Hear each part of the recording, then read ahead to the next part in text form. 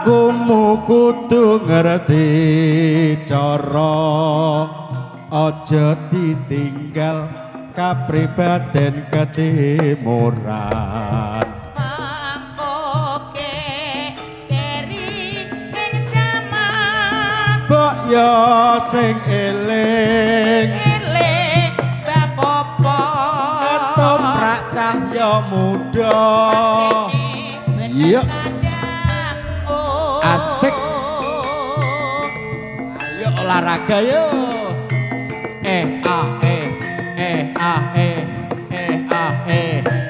Yuk.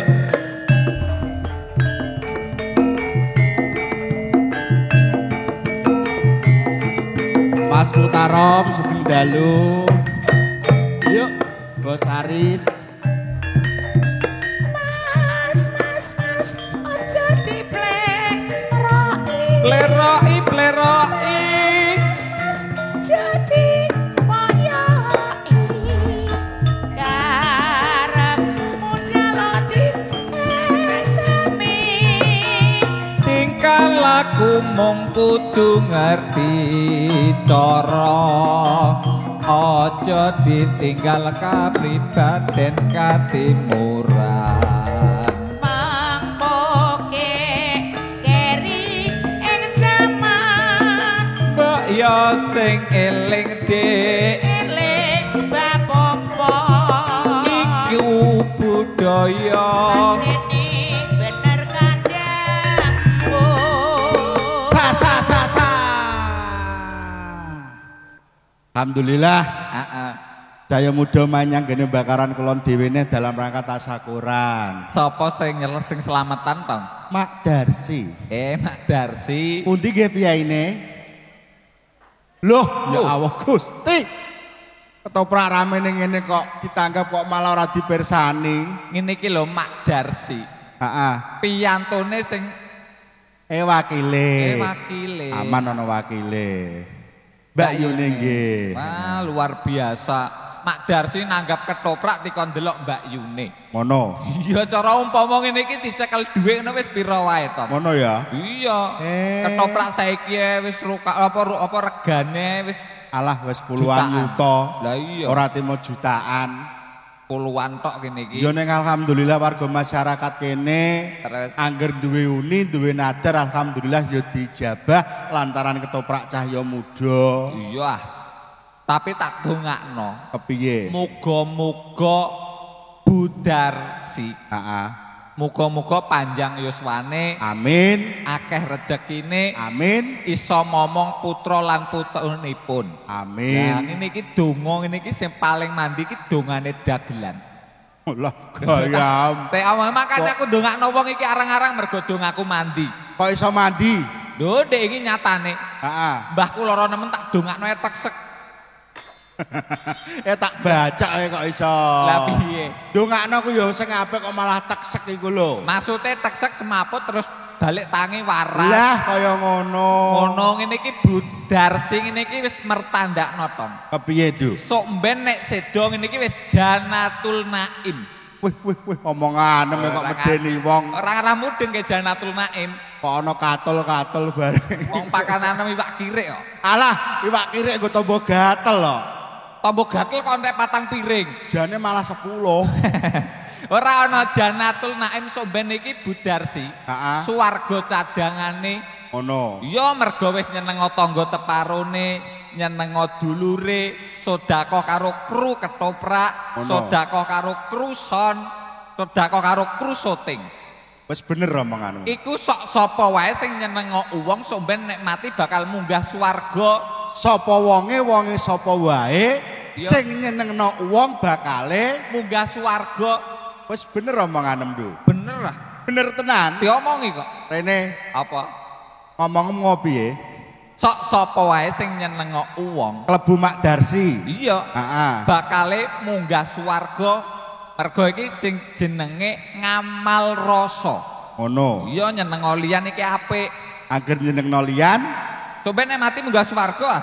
kowe ora begenggek. Begegek lah apa? Iku nyenengno wong lho. Iya. Sir, kowe seneng ora sir nek ana begenggek sir? Oh, seneng. Seneng mesti Basir. Kok mbok tokno begengge. Lah iya no. Begengge iki bener nyenengo uang tong. Ono. Tapi njaluk pamrih, njaluk bayaran. Bar nyenengo uang terus njaluk bayaran. Dadi angger nyenengno wong mawa pamrih untuk bayaran atau untuk duit. Iya. Berarti ya salah. Lah salah. Mlebu neraka. Sampai mlebu neraka. Nek kowe iki penggaweane apa? Dagelan. Lah nek mulai kira-kira untuk bayaran ora? Ya entuk.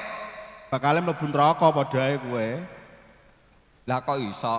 Lah kowe mau ngomong Terus begenggek iku mergo duwe pamrih bar untuk bayaran. Iya. Lah kowe nyambut gawene apa, Cung? dagel. Nek mulai niki dibayari gacus ora? Ya dibayari jan. Duwe apa watu? Ya duit. Mlebu neraka padha ae kowe. Lho tapi lak kudune ikhlas. Kudune ikhlas. Kok iso ikhlas? Lho nuwun sewu aku dibayari Mbak Gacus. Heeh. Ngintuk omah langsung tak eno masjid kabeh. Alhamdulillah berarti kowe gelem sedekah. Sapa sing ngomong? Gelem ngamal jariyah. Ora. Lah iku mau gak mbok wenehno kas masjid. Lah wong aku rene mang utang kas masjid to. Tak nggo sangu bensin rene engko tak balekno ngono lho. Ilatem kok iso lunyu iki lho. Lunyu Iki lho iki ngene, lho. nek anci kowe pinter-pinteran. Apa? Ngomong babakan antarane swarga karo neraka. Iya. Nek anci kowe pinter, nek anci kowe iso bedhek utawa iso jawab, bayaranku pek kabeh cetak ibu sepeda motor karo helmku. Ngono. Iya no. Piye swarga karo neraka piye? Lah kowe tak takok itu ngomong daki-daki masalah swarga karo neraka iku ya cah cilik. Iya. Umurem ya urung genep 20. Lho kok ngomong swarga karo neraka? Upama tak takoni panggone neraka karo swarga nek ndi? Panggone ya ning swargane Allah Subhanahu wa taala. Ya ngene, ya ning kono. Aduh. Sampe ning mati ya. Ngono ku anakku sing cilik iku ndak iso sing TK ngono iku. Kowe ya iso. Ya iso no jelas no. Tong blotong. Ada apa sih? Cah ganteng anake wong gendeng. Cah ganteng kok anake wong gendeng lho. Maksudnya wong pinter iki lho. Lah kaya ngono. Sampean ngerti panggone swarga mbek neraka to? Ngerti? Ning ndi panggone? Swarga nek dhuwur, neraka nek ngisor. Kok ana? Lho, menungso bakale munggah swarga. Kowe tau tumon ana menungso kecemplung swarga? Ora ana ya. Nek neraka panggone nek ngisor, mergo blondo bakare kecemplung neraka. Kowe tau tumon blondo munggah neraka? Ora ana ya to. Nggih napa nggih, Mak? Oh, niki wong pinter, cerdas ngene iki. Berarti ya tau ngaji tenan. Tau no. Kowe mang lak nek panggonane swarga neraka. Jo nek swarga iku nek ngene dhuwur, Nek neraka nek ngisor, mergo ngono. munggah swarga. Saiki ning ndi panggonane ya Allah? Modar nek roh kowe. Ning ndi panggone ya Allah? Allah iku ya nek nggone swarga no. Kleru. Allah iku nang nggone istana sing megah. Kurang jeru lem ngaji. Delok ketoprak karo make nek ngarep iku. Ngomongan ya Allah kok delok ketoprak. Kowe yo ngerti? Ngerti? Saiki aku tekon, Apa? panggonane ya Allah kuwi nyang ndi? Dhuwur lemari. Kowe tak tapuk lambe Ora kok iso percaya iki malah. sing nemokno malah mertuaku dhewe kok. Ngawur ae kowe dagelan berpendidikan kok ya Allah kok nek dhuwur lemari iku lho. Sik toh ning dhuwur lemari iki sing nemokno iki malah mertuaku. Mertuaku latih aturi kundangan. Ngono. Apa iki kajatan, selametan tanggane. Bingung goleki kopiah. Tik goleki ning kamar ora ana. Ning pawon ora ana. Jebule nyawang ning dhuwur lemari. Ya Allah ning kene toh panggone. Lho, berarti ya Allah ning dhuwur lemari. Denger to ora kowe? Sik baleni. Ya Allah. Baleni gak mudeng aku. Iki ya Allah ning dhuwur lemari, percaya to ora? Mertuaku diundang selamatan tanggane. Bancaan. Goleki kopiah, Peci. Tik goleki ning kamar ora ketemu. Ngono. Goleki ning dapur ora ketemu. Ora ketemu. Barang ngawasi lemari. Ya Allah jebule ning kene panggone. Lho, berarti ya Allah ning dhuwur lemari. Iya ta ora? Iya ta ora nek Gusti Allah iki ning panggone ning langit sapitu. Wis tak takok ya Allah kok ora Gusti Allah kok. Ngono ya. Iya. Ngene iki jenenge ora penistaan agama lho tak omongi. Disoteng. Ya Iya. Allah ambek Gusti Allah iki beda. Lho ning aku gak penistaan agama gak tau Mas. Apa? Ning aku kendel. Piye? Lho aku iki jam 09.00 wani nganu andan subuh kok. Lho tenan ora sombong aku. Sik. Dagelan sak Kabupaten Pati ora ana sing wani andan subuh ku jam 09.00. Lah pancen kowe edan kok. Ora masalah edan, justru aku pinter. Lah kok pinter. Tuanggaku do nesu. Piye? Tuanggaku do ngamuk, do mara nek nggone masjid sing tak nggo andan iku. Ya wis mesti no. Tak welehno. Lah wong Lho jenengan iku lho Pak, aku andan jam 4 gak mara kok andan jam 9 kok malah do mara masjid. Karep melehno karo masyarakat. Lah ngono. Ora ngono ya jenenge ngono ku ya kleru. Iso kleru. Wong andan subuh kok jam 10. Lho nyatane nek aku andan subuh jam 9, Iya. tanggaku do ngruduk aku do marani aku nek nggone masjid. Ya iya. Nek aku bali ngetoprak ngene iki andan blas gak ana sing do mara. Wong loro iku ngantuk kabeh tak Lho wong kandhani. ancen ngono ku kewajibane dhewe-dhewe tong. Ono. Ya sing ana sing pengen salat ya salat. Wong salat iku ngamal ngibadah iki ora mung salat tok. Apa? Ngamal ya iso perbuatan apik ya klebu ibadah. Perbuatan pekli berarti. Saru iku. Sing ngomong saru sapa? Pekli. Moh, saru. Ana cah cilik. Iku tak bacak iku kok aku dagelan piyai bakaran kuwi wis pono karo aku nek dagelane Cahya Muda iku aku gak tau ngomong saru. Lah iku mang atek pek Alah pikirane mae sing ngeres kudu tak ayak ae iku kok. atek pek ngonoan. Pangsuté pekli kuwi apik sekali. Apik. Sekali. Berarti tunggale pek nget barang. Tak bacok cah bayi kok malah wong tuwa Atek lho. mbok bacok gini. Lah nek aku jelas pekli artine kuwi apik sekali. Lah nek kowe ngono kok ana sing nganget iku ndak ya. Pek nget. Caru. Sapa sing ngomong saru? Aku no. Ora. Lah iku mau tek ana pek nget malah medeni wong iku. Pek nget iki apik banget. Ngono. Ngono. Yo apik banget. Luar biasa. Apike tenanan iku Ngono ya. pek nget. Berarti Mak Darsi ndak pek nget nek ngono. Iya, menawa ae ngono. Ana Mbak Yune aja mbok rasane. Ora apa Mak Darsi, ora apa-apa. Coba Mak Darsi rasane ini lho. ku yo piantun kok ora jarang koyo Mak Darsi. Piye neh? Wis ketoprak nanggap ketoprak diwenehi lepas. Heeh. Diwenehi uang makan. Ngono. Isek diwenehi jajan. Heeh. Isek ditukokno aqua.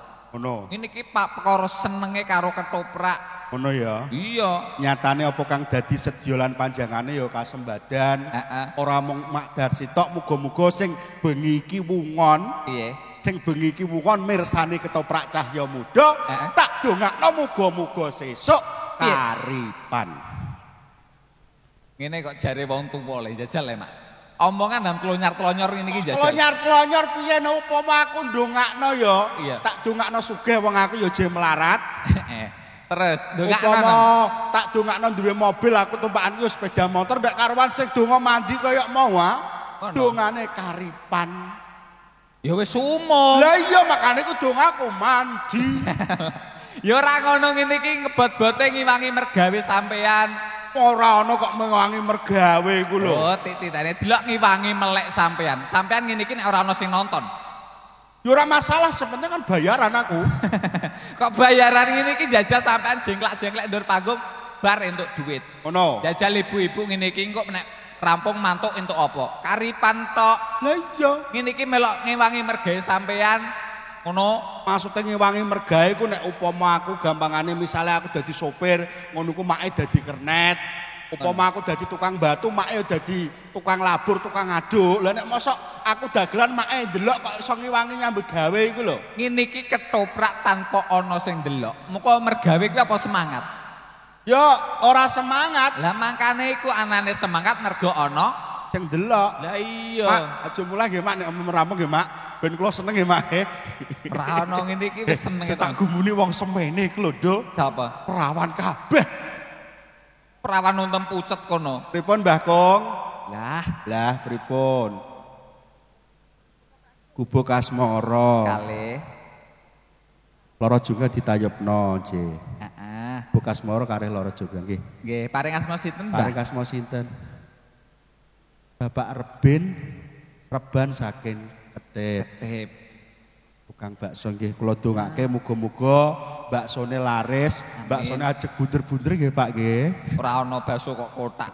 Ya sembah suwun berkah barokah insyaallah mangke diaturi Gubuk Asmara kareh Loro Jonggrang. Nggih, matur suwun nggih Pak Ya, Reban ingkang mijil saking Lalaban Ketip lho iki bakul bakso nyawer 100.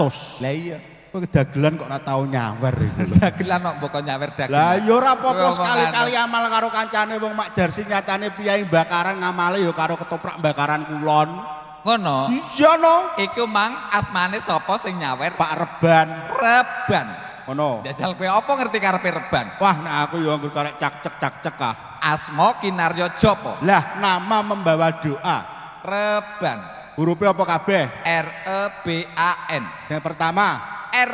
Rino wengi nyambut gawene dodol bakso. Alhamdulillah. Enak rasanya mergo baksone laris. Alah, pinter tenan kowe. R E B. Bisa bayar, bisa utang. Nek entuk utang aku sesuk tak tuku. Aja nek utang entek akeh kok, Pak. Ngene tikeki rong mangkok ora trimo 3 sak baskome kok. Ah, lambemu sak baskom yo karo kowe sing mangan ngono kok iso. Iku sing B. A. Asli daleme saka Ketip Juwana. Ngono. Sing pungkasan N. Ning ngendi-ngendi saben makarya ora lali ndedonga marang Gusti Allah Subhanahu wa taala, muga-muga dagangane diwenehi laris. Bocah kok pintere ngono. Takok jenenge sapa kowe? Jajal Mbak Yune sinten? Mbak Yune Budarsi sinten asmane? Bu Sini. Iso ta ora kowe wong ning ngarep iki lho. Kowe nek janji iso, kowe ape disawer. Ana lagune. Piye? Di sana senang, di sini senang, di mana-mana hatiku senang. Kikuk, kikuk. Ngawur rep. Bu Sini kok ape mbok kikuk-kikuk. Lagune kok. Piye? Sana senang, di sini senang, di mana-mana hatiku senang. Kikuk, kikuk. Aku nek senange ra apa kikuk-kikuke iki lho. Ngono ya. Bu Sini. S I N I. Yang pertama, S. anyep. Tuh. Anyep. Top. Piye? Maksude iki dijlentre kaya Pak Reban mau lho. Lah iya anyep es iku. Jenenge Mbak Yune iki Bu Sini. S I N I. S. Sandiwara ketoprak cahya muda, bengi iki sing ndaluki lakon Mak Sini. Oh, lakone sing njaluki. Lakone pokoke nek ora angklung Kusumang Ratu moh ndekne. Ngono ya. Iya. Sing I. Iki lho, Mbak Yune Budarsi. Ayu rupane. Ayu rupane. S I N. Ning ngendi-ngendi ora bakal lali anggone ibadah lan salat 5 wektu. Percaya Bu Sini ngene iki Bu nek Sini krungu andan ngono terus budal kok. langsung budal nganggo apa jenenge niku sajadah karo karomah. Terus budal endi tong? Budal nggone pasar daluran. Ning masjid ngawur ae. Sing pungkasan I. Insyaallah muga-muga bengi iki nyawar dagelan. Kowe mang wis dirasani. Piye? Blotong pokoke kok anggere njaluk saweran. Ngono. Tak sawer watu jare. Ora mosok sawar watu. Iya, omonge ngono. Boten nggih Mak nggih guyon Mak ampun maringi kula Mak berani kula pun kathah Gojek Mak. Kula jenengan mirsani ngeten iki Makli Mak Darsi ya wis seneng ora karuan kok iso. Darsi wonge piyantune cantike ngono. Ngono. Iya, Mak Darsi jajal paringi selawatan ben keluargane Mak Darsi Solawatan adem ayem. keluargane Mak Darsi. Iya. Oke. Iso selawatan. Walah. Iso to ora? Walah. Iso. Walah. Gak iso aku. Wabuk Aja iki. sing ngangil-angil. Ora ya sing anyar iki lho. Lah piye? Salatullah salamullah ala toha rasulillah. Salatullah salamullah alaya sin habibillah alaya sin habibillah. Hah? Duh, Angile. iki jajal terus duet wong loro ya. Aku ora ngomong sik nek ngisor selawatan sing iku kok. Dagelan iki kudune sing kreatif. Kreatif apa mbok kon mikir kepringet lho aku dipersani Mak Sini kok. Ndak gene Ora terus disajuk tekan sana aku. ora ono. Iso ta ora selawatan? Ya. Dol tinuku. Aku sing adol, Aku sing tuku. Nah aku sing adol. aku. Utang. Ora ayo padha tukune dol tinuku. Salatullah salamullah. Aku terus piye ndo? Terus anjlok rono lho. Wong aku ora mudeng tenan kok. Aku tak greget Wong pangananku kuwe wak kirik ngono kok iso. Ngene lho, nek aku wis selawatan iki cangkem membuka. Angger selawatan, Cangkem membuka. oke. Paham to ora le? Paham dong. Salatullah salamullah. Allah tuh. Kowe kok malah kaya Ulosowo le, Tong? Ulosowo piye? Angger selawatan, Cangkem membuka. Delok tik guyu wong tuwek kok ora Lah isin. dagelan ora diguyu ngene iki ya seneng aku nek diguyu kok iso. Ngene lho aja mbok buka kaya Ulosowo iki aja. Lah piye no kok salah terus Ngene, bilang ngene. dor biar gua paham. Kamu kayak telek sih. Imploken dhewe. Ngene lho nek aku wis selawatan cangkemem obahno. Obah. Ya, nek Wis cangkemku wis ketok obah, cangkemem obahno. Obah, iya iya. Paham Ya, ta? Paham insyaallah. Salatullah, salamullah. Ayo. Monggo Bapak Ibu ingkang badhe ngersake kethek tuwek, monggo. Ngarani wong ketek tuwek menem piye? Nek aku selawatan cangkemem Ya obah. wis obang. Kayak wong loro untu le to. Ora untuk piye kemung iki kok iso. Ngene lho, nek aku wis bengok kowe melok bengok. Ngono iya. Wis paham? Paham. Salatullah. Jeng! Salamullah. Jeng! Alat jeng-jeng. Malah terusane. Salah terus piye sing bener piye? Aja bengok kaya ngrebeni wong turu. Piye? Ngene lho nek aku wis selawatan, Heeh. cangkemem pepet to cangkemku. Lah ndak ngono. Wis. Oke. Salatullah. Iya lah kok malah endo kowe. Kowe ku mang bermano apa le tong? Mangan pete. Ambune kok kaya batang Alah ora apa-apa. Ora terusane. Terusane piye? Salatullah, salamullah. Allah toha Rasulillah. Alah pinter. Aku gini iki seneng ket nang kok ora ngono gini. Lah wong latihan kok iso. Salatullah, salamullah. Allah toha Rasulillah. Cakap pintere rantur tidak selawatan kok ya iso kowe aku gak Iso pakananku sate kirek ora iso. Kadane kok salatullah, salamullah. Allah toha Rasulillah. Mek susu iku lho kok iso masang ora Maksudnya keri. aku seneng ngono. Keri, Keri ta? keri, Maksudnya aku saking senengku ngono lho. keri. Salatullah, salamullah. Allah toha Rasulillah. Salatullah, salamullah. Hala Yasin Habibillah. Hala Yasin Habibillah. Hala Yasin Habibillah. Hala Yasin Habibillah. Ala Yasin kakean loro wae. Loro ae ndek yo ngomong ngono wong aku latihan kok. Emak Darsi. Wis tanggap Mak Darsi lho iki. Terus piye? Kudu bisa. Ngono ku mau direbuk nek ngisor sik kok kudune nek aku Mak Darsi kemuni ngene. Ya ora usah dagelan kok rembuk-rembukan kok Kok njero. nyanyi angel kok. Moh kudu selawatan sik ndongakno sing ndek omah kok. Nyanyi napa selawatan, Mak? Selawatan. Selawatan sik. Mak Darsi sik ndongakno Mak Darsi. Emak Darsi. Mbak Yune jenenge Mak Sini. Piantune cantik sekali. Tak dongakno banyak rejeki. Tak dongakno banyak rejeki. Sopo ora le aku le. Pinter ya. Mak Darsini sugih. Tak dongakno duwite akeh. Piantune mesti sumeh. Keluargane ra bakal ngeleh. Anak putune ra bakal ngeleh. Mak Darsi rondo. Ya tak bacok piye? Piye? Wong seneng Pak Darsi mbok rondo-rondono kok iso. Pancen piantune rondo kok. Nggih, Mak, rondo. Ya wani aku nek rondo.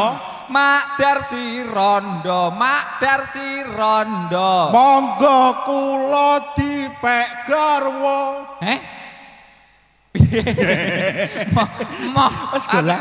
Dipek Aku garwa. pun sugih kok untuk Mak Darsi kok iso. Mak Darsi nek kowe seneng oleh Mak Darsi wong Iya, sugih. sugih. Mak Darsi nek entuk kowe iki lho.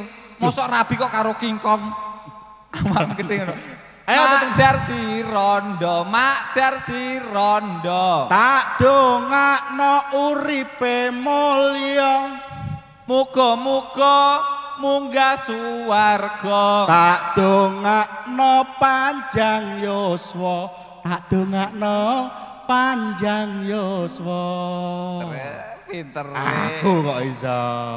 Panjang yuswa. Swa. Sesuk dina Besok dina Jumat. Jumat. Eneng tluwah menyang tluwah. Numpak tekan tluwah numpak dokar. Alah sesuk dina jemuah. Waya aku bayar Bang Mekar. Sik. Wong utang Bang Mekar kok mbok pamer Utang wong kene. padha ae tok saweran tak bayarno utang padha ae kok iso. Mbok sawero mbok bayar Utang ngawur ae ora usah dibayar utang. ngono. Nek duwe utang iki gampang ora usah bayar utang lunas. Lah carane kepiye mongko utangku iki pirang-pirang supaya lunas aku ora ditagih Bang Mekar. Lho ana lafale tong. Ana lafale utawa dongane? Iya. Lah dongane iki mligi mung kanggo aku tok upama kanggo magro masyarakat bakaran kulon kene kabeh. Oh wong kene aja kabeh wong kene apik-apik kok. Ngono. Wong kene iki ora ono sing duwe utang. Berarti aku tok. Kowe, nggo Ngono. kowe. Piye dongane?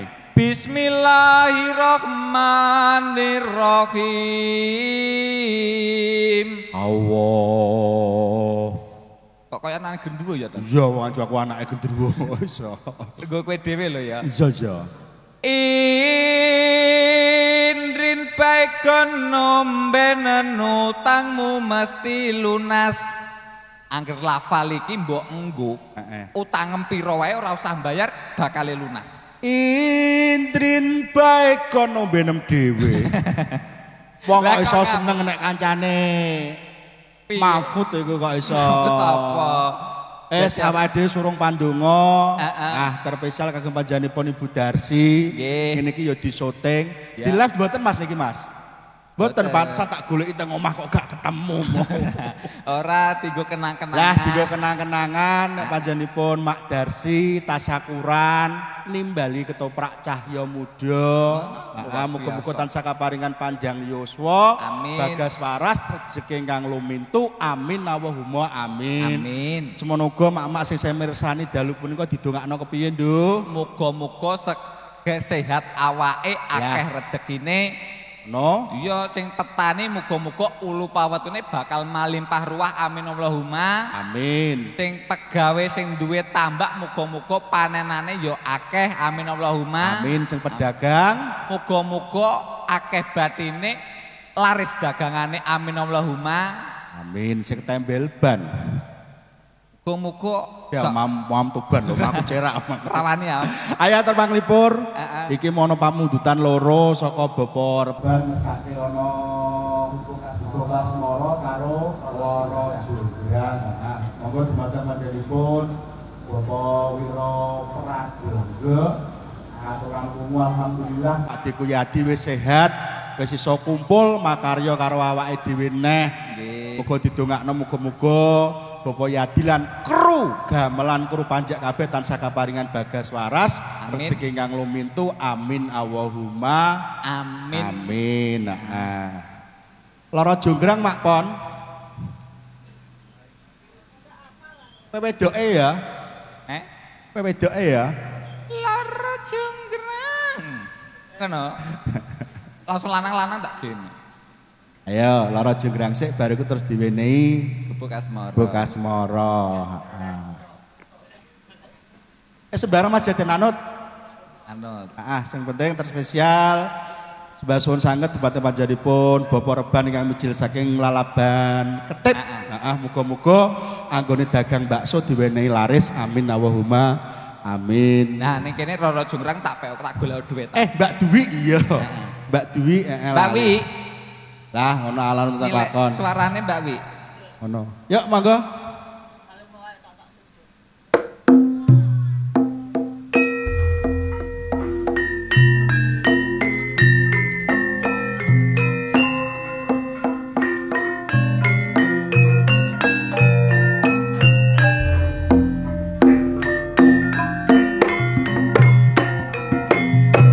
Yuk.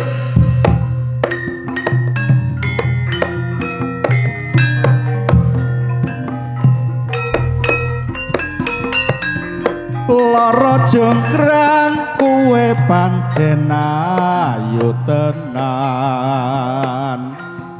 ora mokal yen aku nandang kasmaran waspadakno prajuritmu kalah perang mula jonggrang dadi wanita boyongan Saka Bandung Mak Sri matur nuwun Malungkung yo yo yo perang iki kanggo kuturung rampung bela pati kang Mas Prabu Gopalo kang waseta yuk ana segara tobat-tobat jonggrang wanita keparat ora ngerti yen Bandung lanange jagat putra ratu pengging Prabu Damarmaya aku duwe aji sekti Bandawasa lara jonggrang manuta sun pundhut garwa Saka Bandung aku terbebas bebonomu apa to jonggrang Candi Sewu sewengi kudu dadi iya jonggrang panyuwunmu tak turuti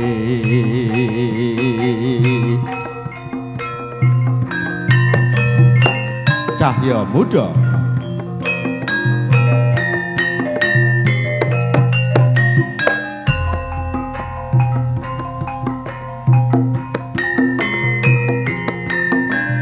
yuk yuk yuk yuk yuk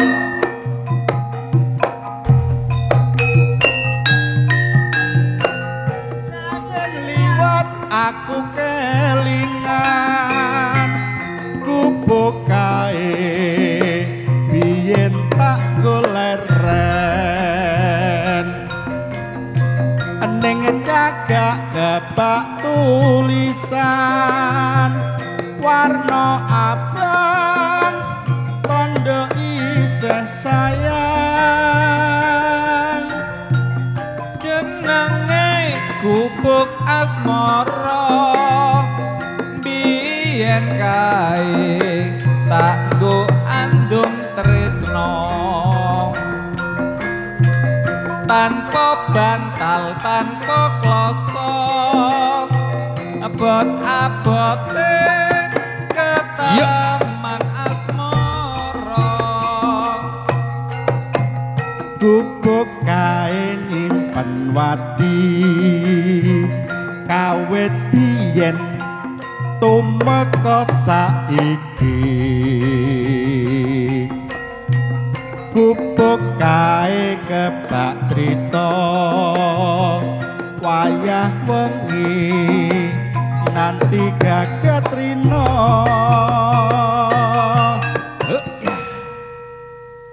catetan sajroning ati ayo yo datan luntur saya merati aku kowe dadi garwa amarga leren ning gubuk asmara ya nah sampun katuran menane pantun saking Bapak Reban Mak sini ngersake napa monggo nah sini aja ngilangi lho Mak jal napa Mak langgam ikhlas malam minggu lali janjine nggih yuk monggo lali janjine Kang Mas yo malam minggu yuk malam minggu ayo yuk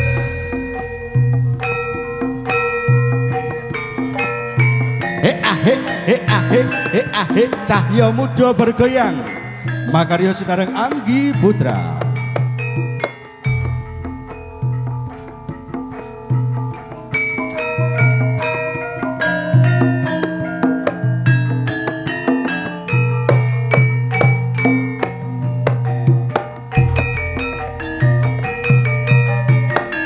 Dina minggu sing tak tunggu mak sini ngajak jajan lontong tahu nganti lingsir srengenge mak sini ana kene aku nunggu jenengan tak SMS rambalesi ayo yo yen tak telepon malah kok pateni mangkel aku mangkel yen kepethuk pipimu mesti tak ciwel ciwel ciwel ciwel ala ciwel lali janjine tandane alesane mangkelake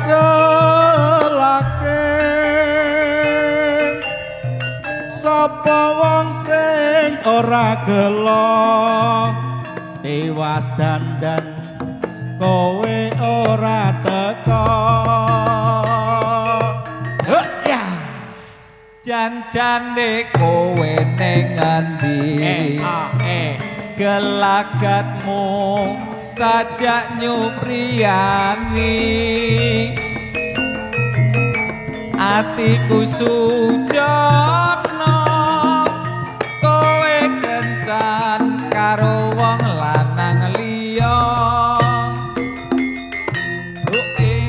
kripik gedang raja sithik eding padha rata ing pangajab sak rampunge karya muga-muga keluarga besar panjenenganipun Mak Darsi dalam Mak Sini tansah kaparingan bagas waras panjang yuswa rezeki kang lumintu amin Allahumma amin semono uga sing samirsani bengi iki tak dongakno muga-muga bagas waras adoh ing bilahi caketok ing rejeki amin yuk semusol bendoro mbok menono pakatan timbang awake dhewe ditukani yuk ayo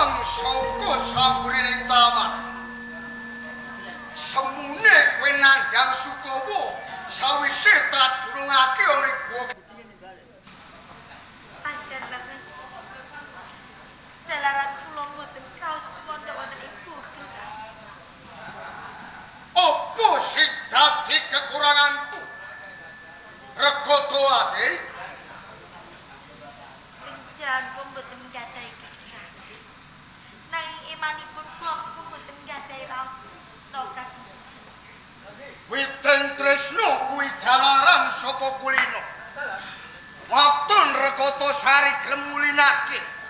Sithik boko sithik. Mbok menawa wae bisa tresnani aku sawutu. Tetep ra bisa. Mergo wong sesambungan tresno ki mung ati palitah.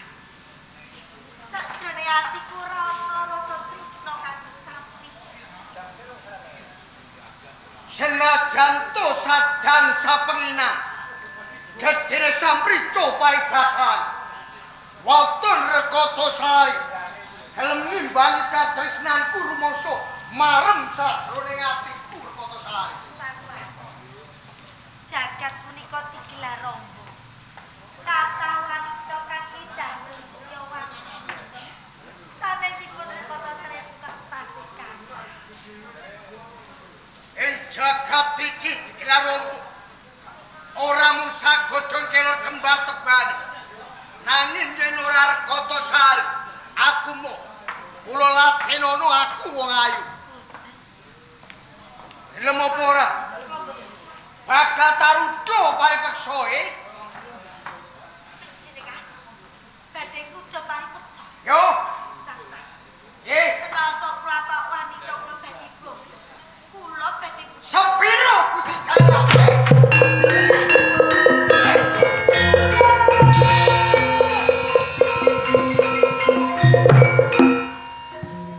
Atus temenatimu Rekoto Sari. Yo, sadra jantung mlayu menawa ing lalanmu macan kageti. Bakal tak tandhake.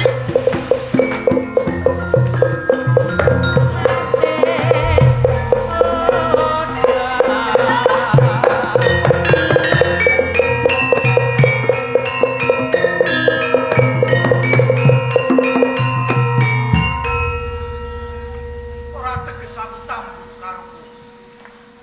Nanging lagi sepisan iki aku mangerteni. Sapa sing dadi aran dipun sawangaken kula Rekoto Sari. Rekoto Sari? Sapa ngendi? Saking terbiasa. Rekoto Sari. Diwanakake aku Pangeran Danurwini. Kanjeng Pangeran Danu. Kok nganti playumu sifat kuping? Apa kowe doyak kewan sing galak Rekoto Sari? Lah banjur apa sebab? Kula dipun yayakan Sang Prabu Kolosren saking Bogor.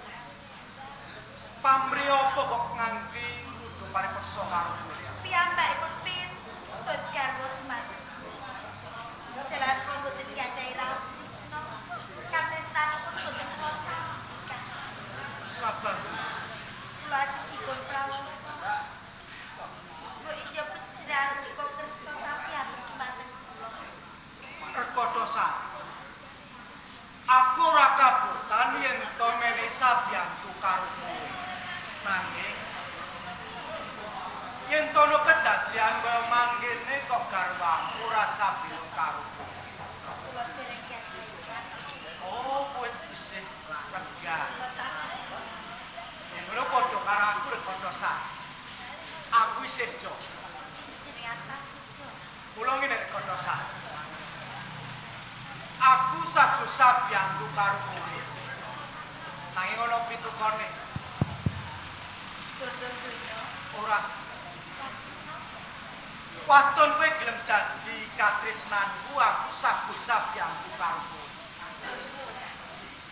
Menapa pejran kalahin batin. Lair tandesing batin aku tresna karo sira. Wis aku apa sing mbujung pawan? Hai, adek, adek.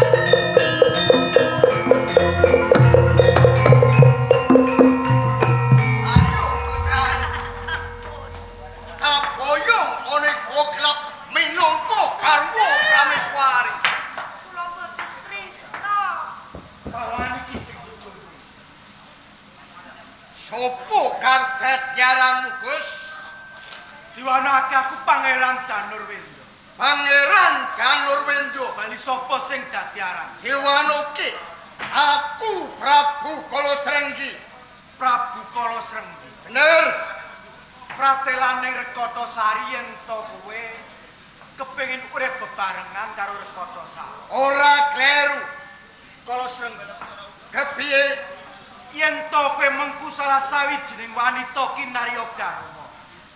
Ora pas lan trep yen to Rekotosari mbok pundhut kinarya garwamu. Lupute apa salahe apa? Kowe apa wae yaksa? Mula ora pas lan trep yen to kowe nyanding kemaing bojo karo Rekotosari. Lan kejaba saka kuwi Kala Srenggi. Wektu dina iki Rekotosari wis dadi katresnan. Dadi katresnan. Gus. Yen knondal eling mumpung kowe durung dadi pangewan-ewan ana pangarepanku luwe becik wis sumingkir. Kala Srenggi, wis dadi sesantining atiku. Ora mawas sapa wae sing dadi pepalangku sambung tresna karo Rekotosari. Bakal tak singkirake saka Tak gedhe ra sumpur, tak grone.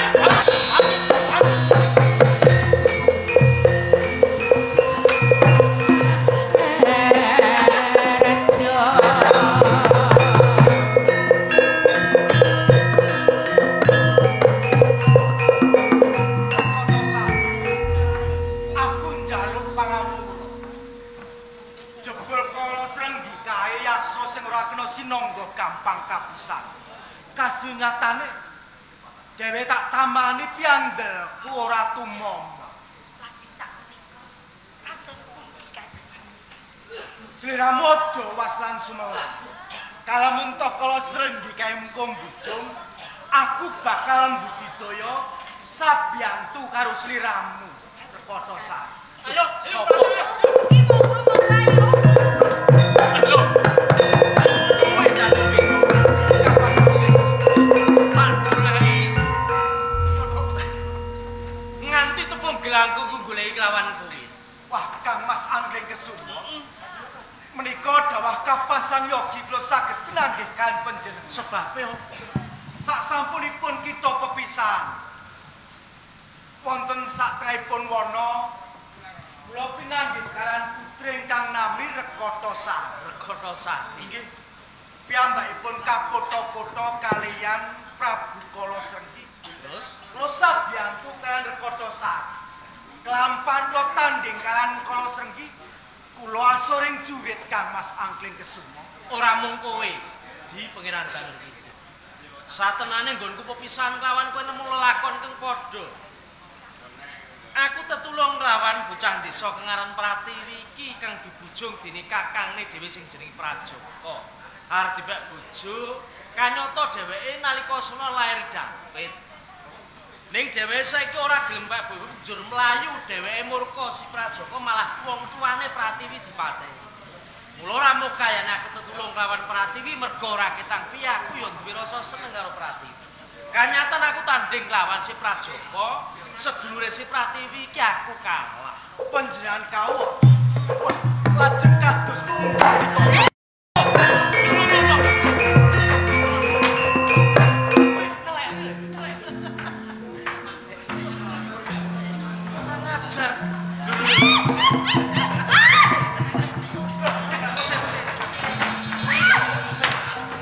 Iki manuk kok mlayune njur ngadeg ngono iki terus piye? Menika peksi menapa, Kang Mas? Telahe pirang-pirang. Kusumo alam kowe Danur Wendo. Suarane Pak Widayat. Aku ngerti yen kowe sakarone lagi kapojok ingkang mergo den oyak-oyak dening Kala Srenggi lan si Praja. Kowe ora kuwawa nandingi anane Kala Srenggi lan si Praja. Mula yen gelem aku bisa sabiyantu karo kowe. Kowe saged sabiyantu karo aku. Yo, Danur Wendo lan kowe pangeran Angger Kusumo, aku bakal sabiyantu karo kowe. Kowe njaluk apa? Ning ana syarat-syaratane. Apa syarat? Aku kudu ngombe gedhe si Danur Wendo. Ada Ridho, jaluk ketemu itu ora. Kang Mas Angling Kesum. Kangge kaulujan panjenengan. Kula lila legowo. Menawi torah kula kaunjuk kalian peksi menika. Yen ora entuk ya gedhean ning Kusumo. Aja sansong yadrah tembung. Ngawur Aja rae Kang Mas Angling Kesumo. Nanging getihku wae ora apa-apa. getehku wae ora apa-apa. Kula kemawon Kang Aja kowe. Kula kemawon. Iki angel lho, getehku nek ora Kula mawon. Kula mawon.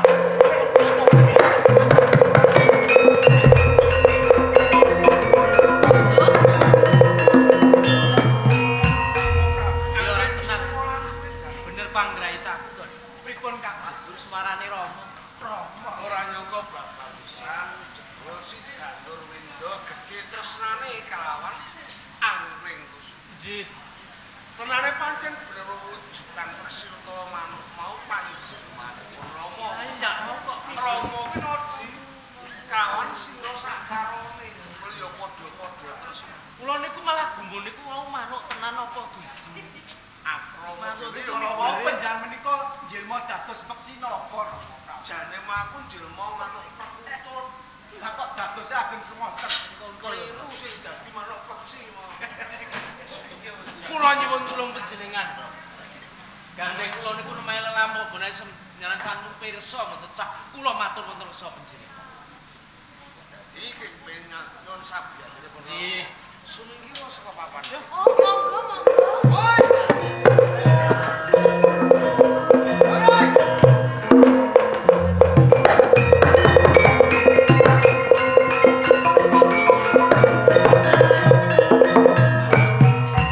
Ora usah ndak takon ikhlas. Apa niat sediamu kuwi mbujungan ngoyak-ngoyak karo putraku Sakarana. Merga putramu wis wani go mlayu calon garwaku Rekotosari. Calon ki ana loro. Siji calon dadi, siji calon urung. Yen wis pinten jodone kuwi calon dadi. Yen ora kelakon kuwi calon urung. Jane calon dadi gandeng digawa mlayu dening Danur Wendo. Tartamtu bakal burung anggonku Balakrama. Ning kasunyatane Rekotosari tresna karo kowe. Jane tresna merga saka tumindahe Danur Wendo. Mula dajaluk lawan kowe. Aja nganti kowe dadi pepalang anggonku ben boyong kelawan Rekotosari. Yen aku dadi pepalangmu bakal dasirake ndak udanan penjara. Oh.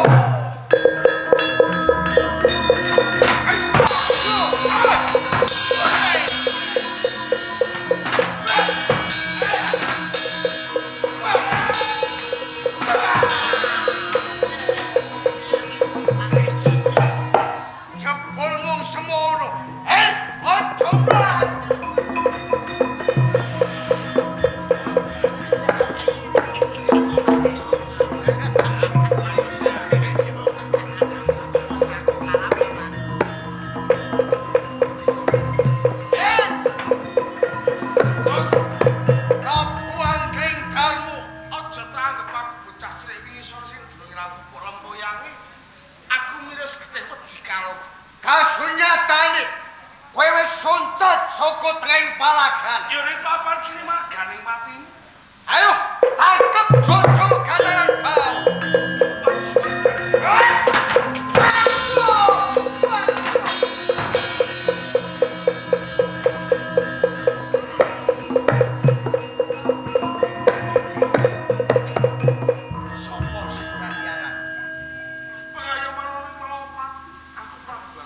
Ana sambungane apa harus Angling Kusumo?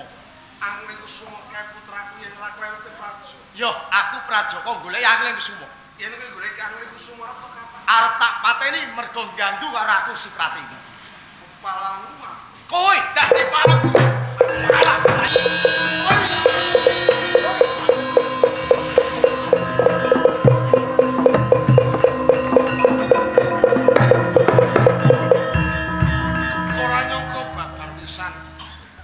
Najan to bocah saka Karang Pradesaning kasunyatane bisa ngasurake tandingan kalawan dhewe. Yo aku kudu kepikir Sinuwun Prabu Antedarma.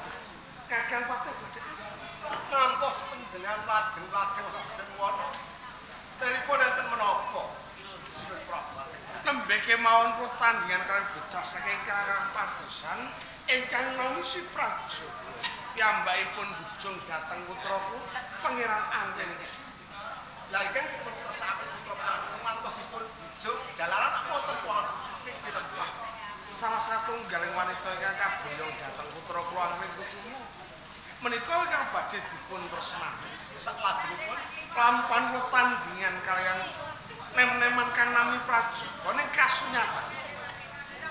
Kula kawon jenengan kawon Nggih. tak adepane Prajaka. Oi, Adi. Sopo? Matin, akan malopati. Oi, gelem sumingkir apa tak sikira? Prajaka aku sing dadi. Oh, terus. Oi, oi.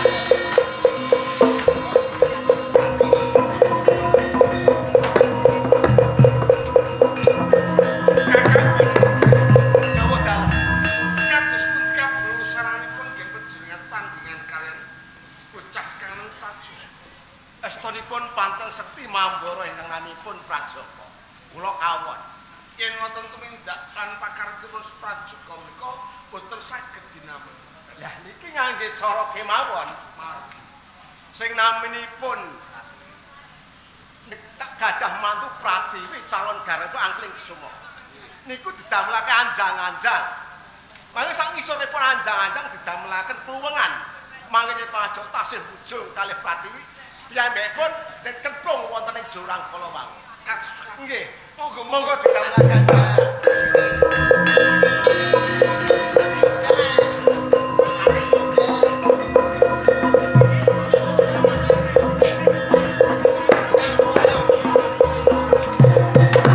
Pratiwi, Kakang Prajaka. kowe kok ning dhuwur apa, Rene melu aku, Kakang. Kowe medhun. Aku pengen sampean melu aku. Yo, nek tak tuluhi tak dono gelem dadi bojoku ya. Kowe ngono ayo, Kakang.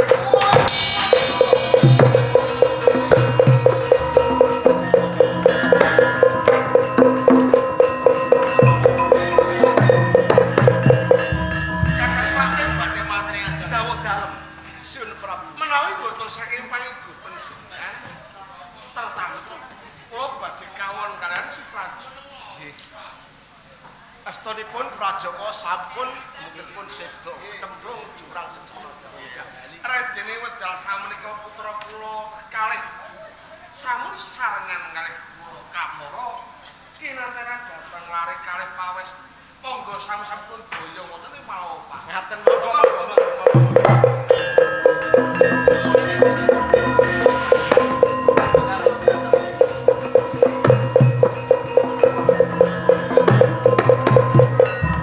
Kakang Patih Dawuh dalem Sun Prabu Angling Darma. kula raosaken kula menika sampun boten repawa. Yen kacang seteng adil wonten ing Palopah.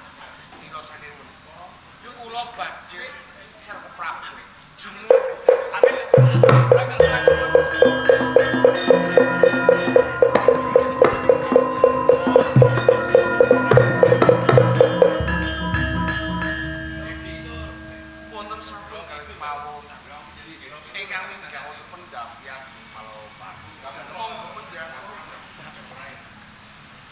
Wis dulur, Oji kula.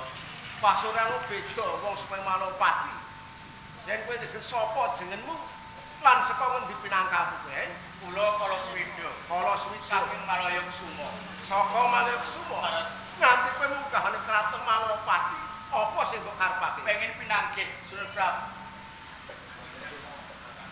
Ayo medal sak mriku angkleng darmo. Oh, ya penak ngono lho. Sinuwun Kakang Pati menika saking Malaya Kusuma. Piyambakipun kepengin pinanggih kalih panjenengan sini. Sawetawis kula wis tuaken dawuh. Apa jenengmu kala Leres. saka Malaya Kusuma? Ijin. Lihat setiap munggahnya pendopan Malopati muncul kepengin ketemu kawan pengayoman ana ing Malopati. Leres sinuwun. Iki tuas yang pengarepamu Prabu Anggrenggari. Panjenengan Prabu Anggrenggari ing kados kasuwun panjenengan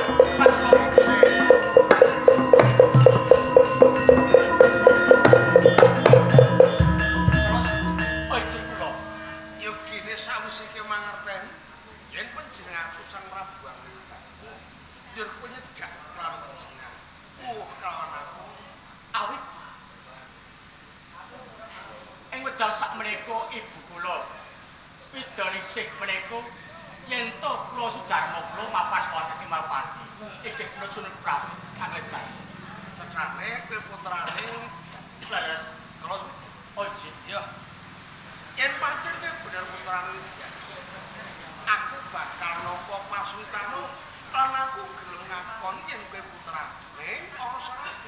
Syarat-syaratku menapa? Wong tuamu wadon ditok kanthi ana ing Malopati. Ini kados maten benjang menapa anggen kula suwanaken kersa dalem panjenengan. Saiki uga kudu tak kake ana ing Malopati. Nyuwun pamit. Nyuwun pamit.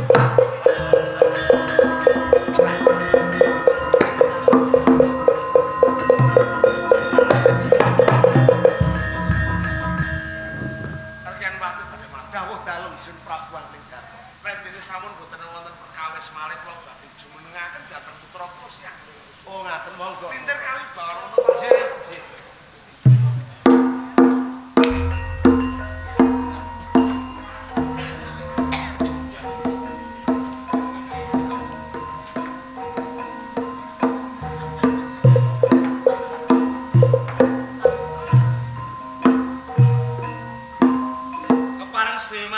Seni kula badhe jejuluk Sang Prabu Angkleng Kusuma.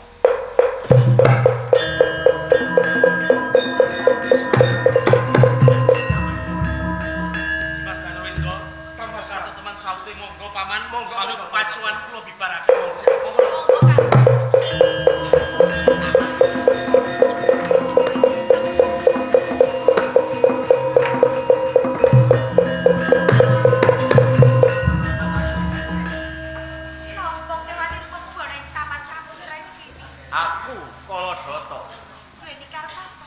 Kepengin ketemu karo kowe. Sapa jenengmu? Aku Kotosari. Ora Kotosari. Bocah Janowendra.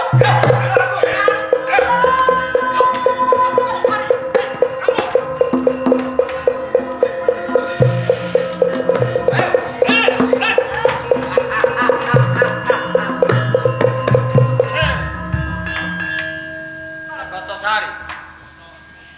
Kaget sliramu tak landang saka Taman Malopati. Pancen Mergo aku kepengin Malopati sing ndarbeni ora liya mung ponakanku Kalaswida. Mergo apa?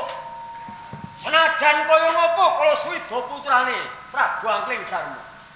Nanging pingget atiku, kamasku Wiruswatma sedani dening Prabu Angkleng Darma.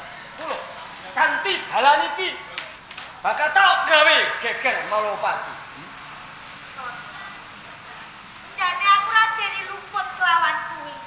Ning kini apa kuwi jur kepengin dadak kelawan aku. Mergo kaya mangkono senajan kowe ora luput, aku bakal diberi perkara. Yen kowe tak cidra saka Malopati, mari bakal kekes garwamu Saya Prabu Angling karo melu mikirke perkara iki. Kanthi dalan iki bakal ringkih Balopati. Sapa sing bisa ndarbeni Rahayu mung ponakanku Kalasutra. Yen kaya ngono kowe ora satriya. Sing jenenge satriya kowe ora kanthi bradat kaya mati.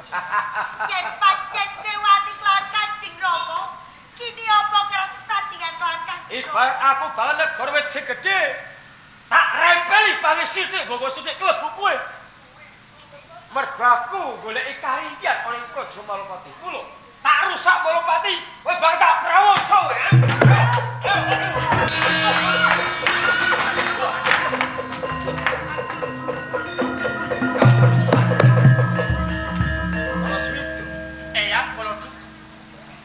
Jebul kaya mangkono, ora nyenguyung marang aku. Jebul tumindak apa kartinipun Eyang kados ngaku. Mergo aku mikirke marang kowe kala suwi. Menggali bab perkawis menapa Eyang? Aku kepengin kowe dadi ratu ana ing Praja Malopati. Umpama Malopati kaasta dene Prabu Angledarma wong tuamu, ora bakal lumengser marang kowe keprabanan Praja Malopati. Nanging sing ndarbeni ora liya mung Angling Kusuma. Mula kala suwi iki kanggo bibi perkara. Yen sira wis mlebu ana ing Praja Malopati, kowe wis diakoni dene wong tuamu Prabu Angledarma. Gampang mijet wae ranti, kowe ngrubuke ana ing Praja Malopati sing ndarbeni kowe, Nggih. Tangi ampun kados ngaten to. Kula pilulan gawa yen to mboten dados jumenengan Lalindra wonten ing Malopati. Nanging wonten Kang Masku ing wedal sakmenika ampun kados ngaten. Sinten? Aku ngerti. Rekotosari kae garwane Angling Kusuma. Mergo apa nganti kaya mangkono? Kedadian kaya mangkene mergo kuwi tak jarat. Karo endo kae uga kelebu pepalangku supaya dimen kowe bisa dadi Prabu ana ing Praja Malopati. Mula ayo Ger. Kowe nyajiyo marang aku, kowe nyengkuyung marang aku. Dimen kowe kepenak uripmu, kowe dadi duwe panguwasa ana ing Praja Malopati. Ayo, kowe gelem mo? Eyang anggenipun galih dakah-dakah. Kepengen gani pangkat derajat, pengen bondo donya, nanging ampun kados ngaten Paman. Apa kowe ora ngelo masak marang ibumu wit yo nese? Mergo garwamu utawa ibumu saking ngendes atine senajan wis duduhke marang kowe putra pengayoman ana ing Praja Malopati. Nanging kowe ora bakal bisa mulyake marang wong tuamu yen kowe ora gelem manut marang aku. Boten Paman, menika lepat. Awit anggenipun kados ngaten menika lepat ing wedal sakmenika ampun dipun bacukaken panjenengan kados ngaten. Yen kaya kowe musuhi marang aku. Ing kados ngaten wantul dumateng Eyang. Kowe wani karo ya? Lakon bedasira karo.